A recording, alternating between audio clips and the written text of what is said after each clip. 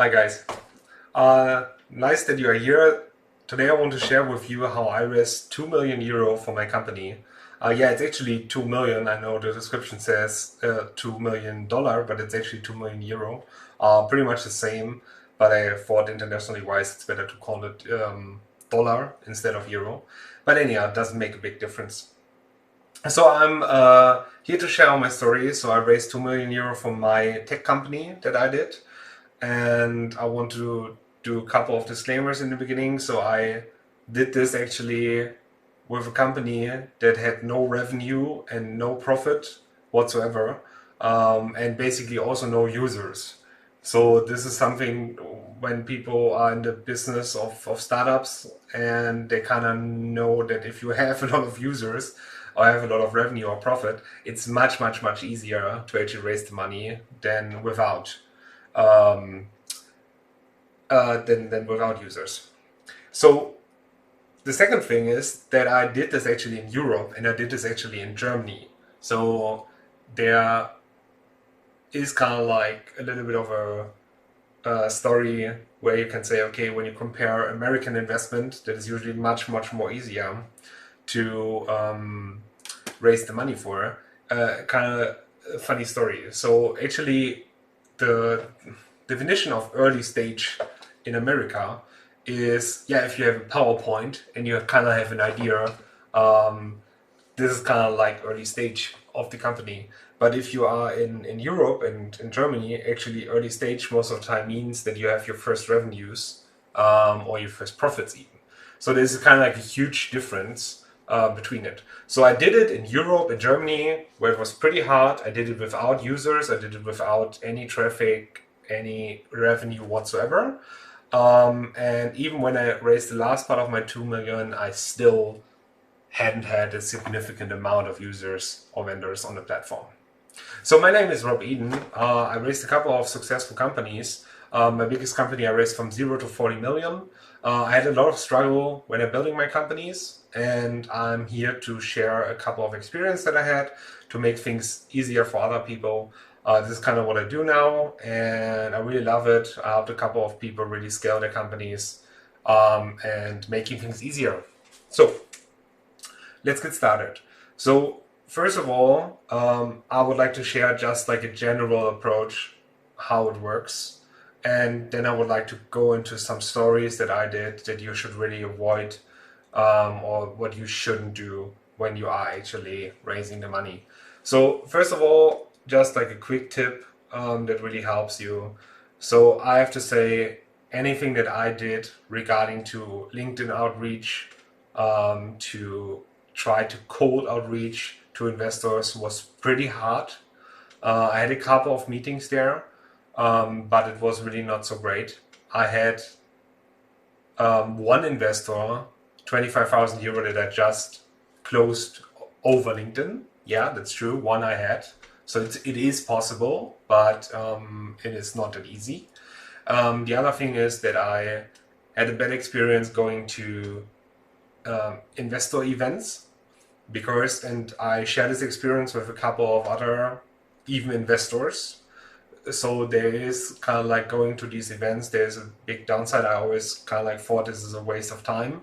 I know it can work for some people, but I have to say the conditions that I got or that I got offered when I was at events like this were pretty much something like, I give you 10,000 euro for actually 5% of your company or something. And I did on average 0.5% for 50,000 euro most of the time with my other strategy. So it is much easier to do different ways. The other thing why I don't like the investor networks, even if a couple of people might say, yeah, this, or like said to me in the past, let's say it like this, that yeah, you just have to go to these events, you have to pitch this to people and so on. I always thought that this is kind of like something that I'm maybe too afraid to do, or I'm just not confident enough to have great results. But I have to say, after I went a little bit more successful and I talked to a lot of other successful people, and also people that are investors already, they also kind of like gave me the feedback that they think that these kinds of events are not so great to raising money, because most of the time people that are there are older successful men that kind of want to mentor young people, and they are not so interested in investing. They are much more interested in telling them what they should do to get successful with their company. And most of the time these people don't even know how a tech startup or whatsoever can work or can be grown. Of course, there are exceptions, so I don't want to say this is a general thing, but it's from my experience something. If you think, okay, why don't I go to these events and then everything would work? I'm pretty confident that this is not the reason why you are stuck. So when it really comes to what I did, so I did a lot of investors that invested around 50,000 euro each. My smallest investor that I ever had invested 10,000 euro. My biggest investor that I ever had invested 400,000 euro. So it was pretty like from here and there.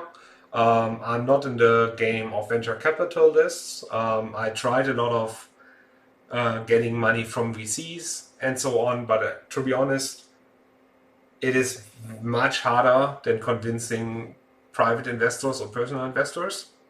And without any significant revenue that I didn't had with that company at the beginning when I was raising the money, that was really not something that worked out. I also tried a lot of things, how I can get funding from the government and so on. Also have to say, it took a lot of time always and never turned out into great results.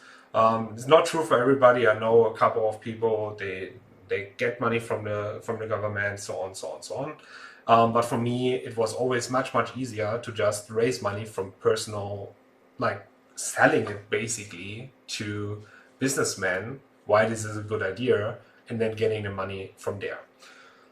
So this is what I did most of the time. I got money from private investors. And I guess 2 million euro should be enough money to actually get any company that you want to do whatsoever from the ground. I would even say today that you don't even need any investor money to get any company off the ground. And that's true, period, really, for every type of company that you are doing, especially nowadays. But to really get the money, I always experience that it's much easier to get these private investors, to talk with them, to network with them, and then find new investors over their network and so on, than just like doing venture capitalist or cold outreach or whatsoever. So what I did is that I actually take a pretty easy approach. I think that everybody can do, even if you don't have a good network. So the thing is, I didn't have a bad network in the beginning, right? So I had a good network actually already. I worked in sales, I worked in investment. I had a couple of successful companies in investment and also in web design, online marketing. So I had a couple of successful companies already that I did before. So people that worked with me before, they actually knew me, and it was much easier to get investors, especially in the beginning, because a couple of these successful people, they know what I was capable of. And this was really, of course, a great help in actually convincing them. So what I did is I had this idea that I want to have 1 million euro for 20% of my company to get started with. So this is what I did in the beginning.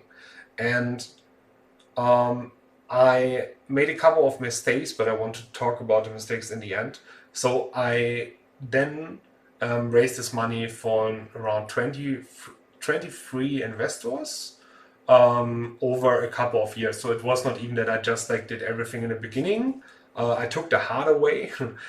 So I kind of raised money, worked for a couple of months, raised money again, worked for a couple of months, and it was pretty hard way. So I can really encourage you. I think it should not be a problem to actually raise the money in the beginning from a couple of people. Would really encourage you to do this, because I had a really sad story regarding to that. That was not so helpful. But yeah, I kind of like thought, okay, who are the most successful people in my network? And I guess anybody can do this, even if you don't have a great network, or even if you don't have a huge amount of successful people in your network. You can just ask yourself, who's the most successful person in my network that might knew some people that might be investors. So that can be, for example, if you have that can be even, for example, if you have a lawyer or a tax advisor or you have a finance advisor, most probably these guys will know somebody that might know some people. So for me, it was a little bit more easy because I already knew a lot of people that are successful that were earning a couple of millions per year. So it was not that hard to actually go to them and ask them, okay, hey, would you like to invest? So now comes a little bit of a sad story. So what I did is, as I said, I wanted to raise €1 million, and I wanted to do it with around 20 people. That was my goal. Having 1% for €50,000 each. That was kind of like what I wanted to do. And I went to the two first persons, and they both said yes. That was actually pretty nice. So like instantly I had €100,000 just like this before the company even started. And I made a big mistake here at this point, because when I was going to the second one, I'm still thankful for every pain that I had with this man, because it really helped me so much grow. But he said to me, hey, I want to do all of the investment. Stop searching for other investors. I will do all of it. And that was pretty sad, because at the moment it felt so great. We talked to two people and we had our million ready to go. But sometimes I really have to say, if you have that experience that you think you shouldn't work with somebody or you should not do it. I remember the time where I was sitting there talking to my co-founders and tell them, like, yeah, I know he already transferred us half of it, but here's the contract. I know we don't want to pay back the 25,000 that he already paid, but I don't have a good feeling with this guy. Shouldn't we just like try to get the 25,000 somewhere else and like don't sign the contract with him? But yeah, so they all kind of thought I'm crazy. So at the end we still kind of like did it. But yeah, it was a pretty bad experience. So this is what happened. So we raised, like, they both transferred €50,000. But this one guy, they really tried to leverage us as best as possible, as he could. So he did in the beginning a contract with us that was giving them more shares, like the whole 10%, whole 10% for $1 million. That was a pretty good deal actually. But he was saying, okay, you want to transfer us the money in steps. And that was actually a pretty bad sign that I would never do again.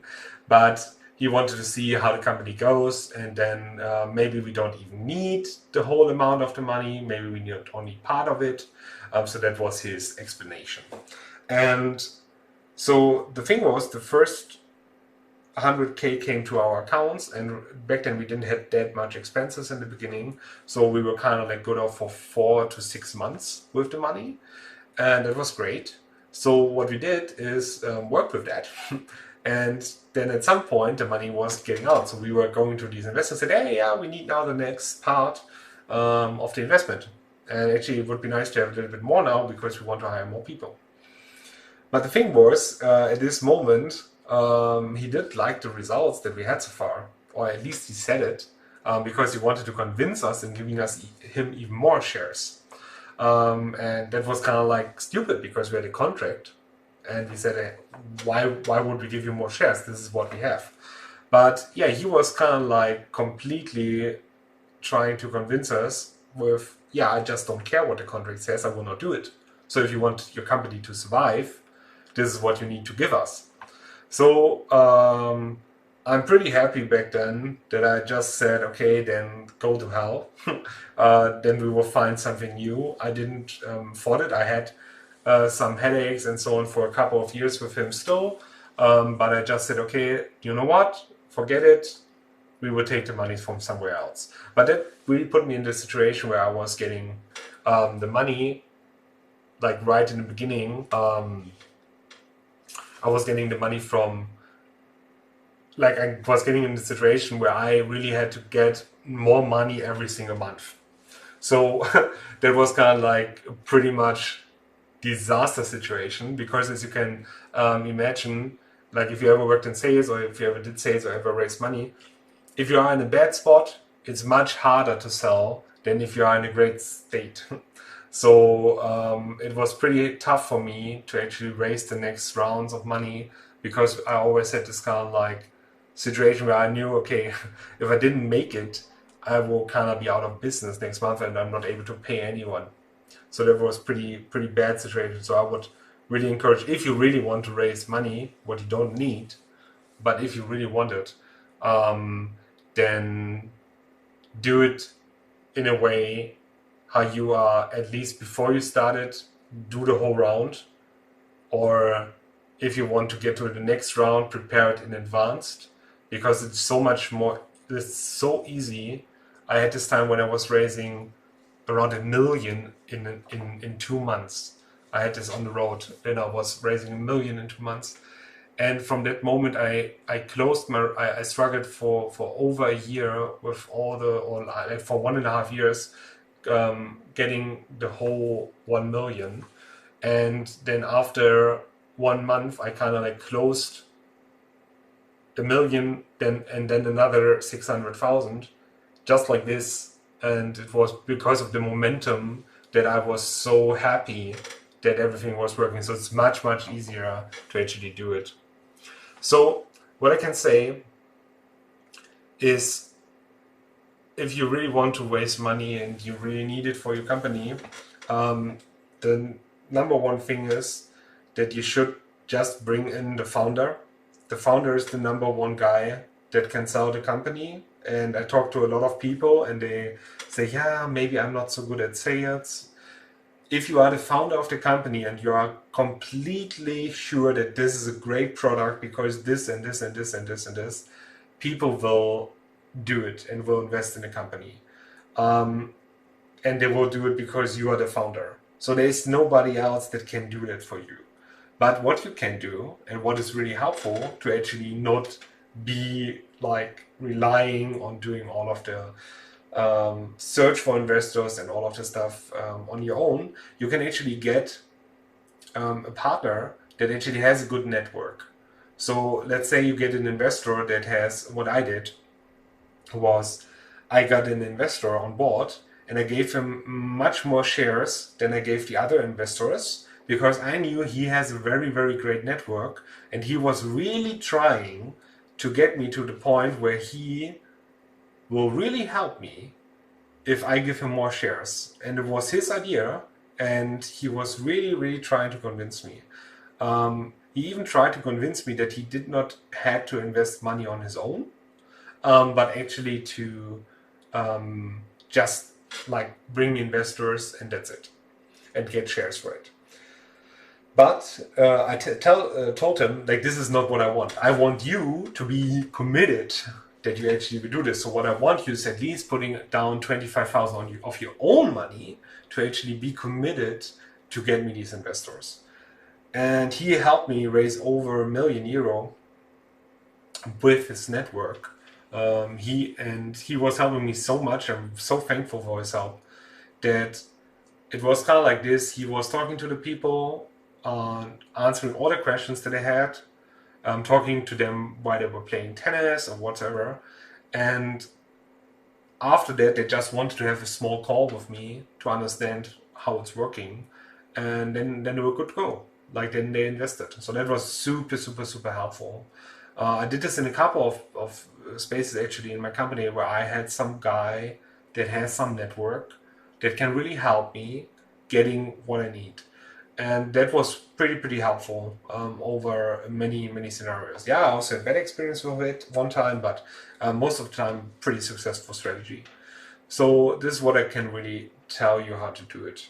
And the other thing is that you just have to be confident that what you are doing is working and it's a good idea, and telling people why it's working. That's the main thing, and that's why I can really encourage people to not hire some investor guy or some CFO to actually raise the money, because it's so much better to just like do it as the founder and really just tell people why you love the company and why you think it's the best kind of thing that can be there.